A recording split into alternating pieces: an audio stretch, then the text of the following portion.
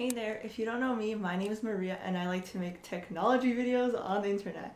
And I wanted to get back to doing book club videos this week. So today we're going to be talking about this really amazing book called So Good They Can't Ignore You by Cal Newport, who you might have heard of because he wrote the book Deep Work.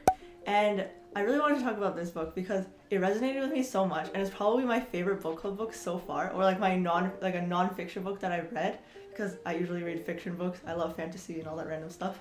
But yeah, this has been my favorite book so far, and it's basically talking about why going for a job that you're passionate about is actually dangerous. So here he says, why skills trump passion in the quest for work you love.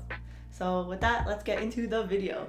So what the author wanted to answer was, why do some people end up loving what they do while so many others fail at reaching this goal? If you don't know much about Cal Newport, well, some backstory of his is that during the time that he was writing this book, he was actually doing his postdoctorate for computer science at MIT, and he was trying to figure out, does he want to go on and become a professor? Because his research field isn't popular, or it's not deemed popular in the world of computer science, and he was going to either have to move to Canada or Europe, he thought, if he were to continue with that research.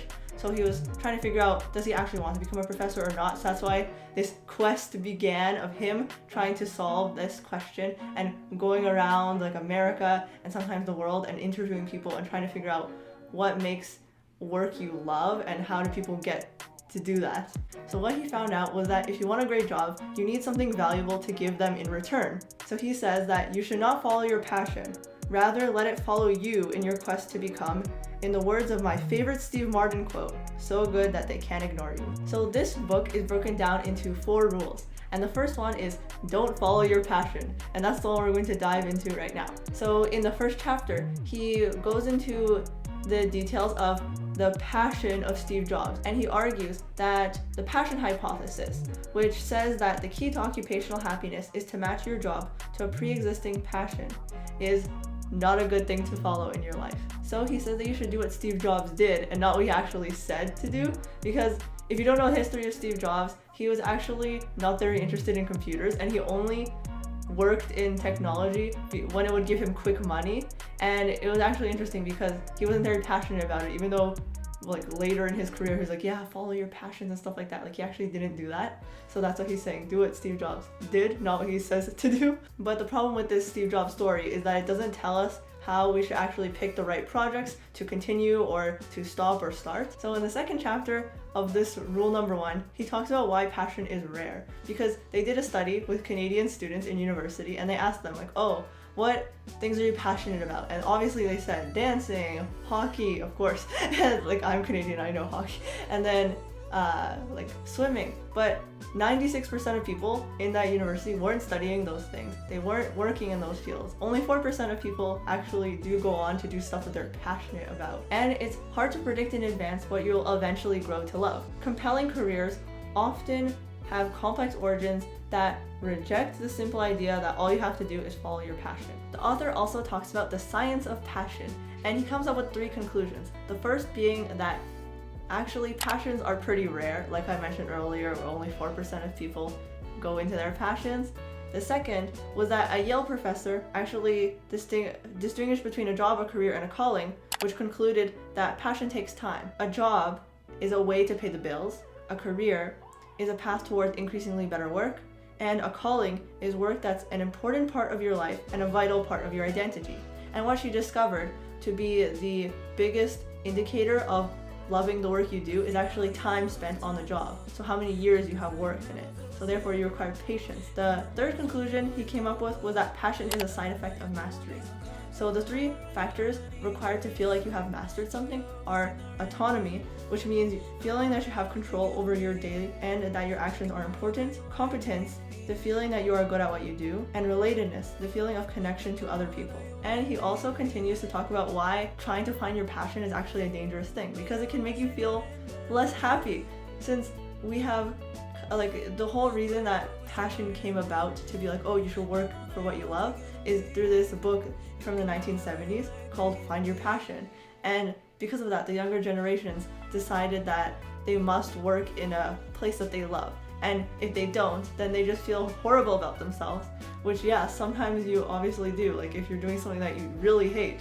But if you keep trying to search for that like American dream or like the best of the best to work at, you're not going to feel good about yourself. Then he talks about beyond finding your passion, without using the passion hypothesis, actually how do we find work that we love? So that's what the next 3 rules will lay out. So rule number 2 is called so good they can't ignore you, or the importance of skill. So in this chapter, the author introduces 2 ways to think about your work. The first is the craftsman mindset. So what value can I bring to my work?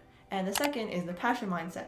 So what kind of value can I get from my job? Most people think in the number 2 mindset, whereas he thinks that we should actually think about number 1, because a craftsman mindset, the first one, allows you to actually put your head down and plug away at getting good at what you're doing, and after that you will find that you're passionate about it. He says that no one owes you a great career. You need to earn it, and you have to work hard to do that. Another thing that he mentions is career capital. So he argues that the traits that make a great job are rare and valuable. So if you want a great job, then you need to build up your rare and valuable skills, career capital, to offer in return. So for example, he had a whole chapter called The Career Capitalists, talking about these 2 guys, where one of them, he was actually worked super hard to become a well-known screenwriter for TV shows and movies and things like that.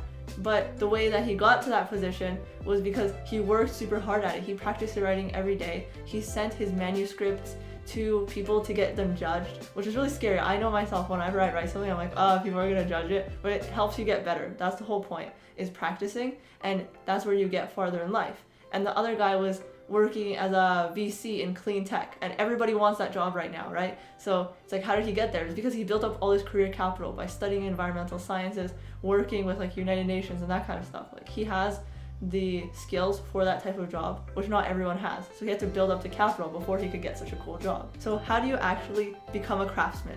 Well, the author introduces the concept of deliberate practice, which I've mentioned in my previous video, that we actually have a club at my work called Deliberate Practice, where we practice programming every 2 weeks. So it's not about the hours that you spend practicing, it's about what you do in those hours. So the author gives the example of this one guy who is like an amazing guitar player, and how he challenges himself so much when he's playing the guitar, whereas the author also played the guitar when he was a teenager, and he's not nearly as good as this guy because the way he practiced was just like memorizing songs and stuff like that, like not actually pushing himself or trying to compose his own things and doing all these hard like riffs or whatever. I have no idea, I'm not in guitar. But yeah, so there's differences by what you're doing. Like in computer science, say you might do easy questions on LeetCode or something, whereas the way that you're going to push yourself is doing harder questions, or like debugging questions, refactoring questions, different stuff outside of your comfort zone, or even like medium or hard level LeetCodes. So you have to mix things up and push yourself.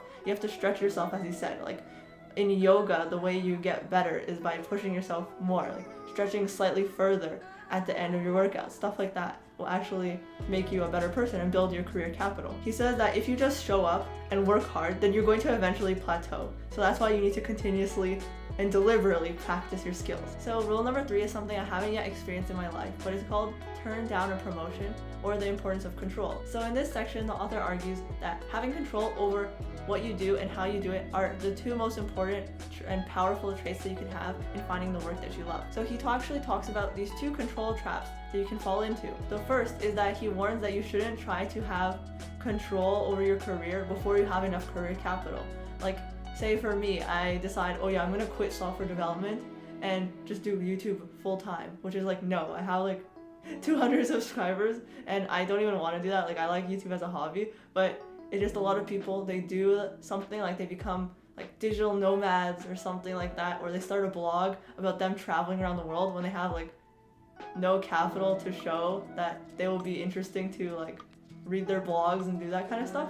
So don't do that kind of thing. Don't fall into that trap. And the second trap that you might face in having career capital and like in control is that once you actually have that capital and you're working at a company, you are valuable and they don't want you to have control. They want to control you because you're super valuable to them.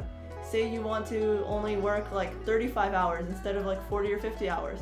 They're going to try to stop you. They're going to try to fight back because they want you to work for them more hours, of course. How do you actually fight those 2 traps? Well, he first lists the law of financial viability. So that means that you should only pursue a bid for more control if you have evidence that it's something that people are willing to pay you for.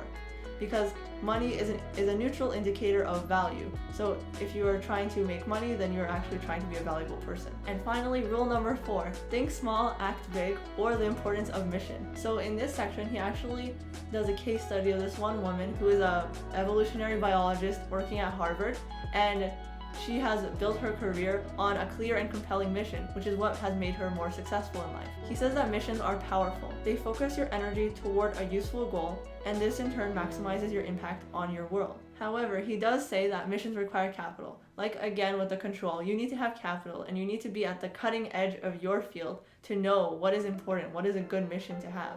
And that's the only way you're going to have a sustainable mission or a sustainable career. He says that for your mission to build a sustainable career, it has to be a purple cow. It has to be something that someone hasn't thought of yet and something that's unique to you. So those are all the things I want to talk about in this book club today, but I want to hear from you about what did you think about these rules and the passion hypothesis and career capital, and what stage do you think you are in your career right now? And do you think that you still have a mission, or are you trying to think of one? Because right now I think my current mission, even though he says I need more career capital or whatever, but I think my current mission is to try to educate people and help people who are in a more disadvantaged situation, to help them learn about computer science and actually see that's not as scary as it may seem, which it kind of is, but still I'm trying to help, and that's what I'm interested in teaching. And with that, thanks for watching the video. Remember to like the video, subscribe to my channel if you want to see more, and also let me know if you have any other ideas or books you want me to read. See you next time. Bye.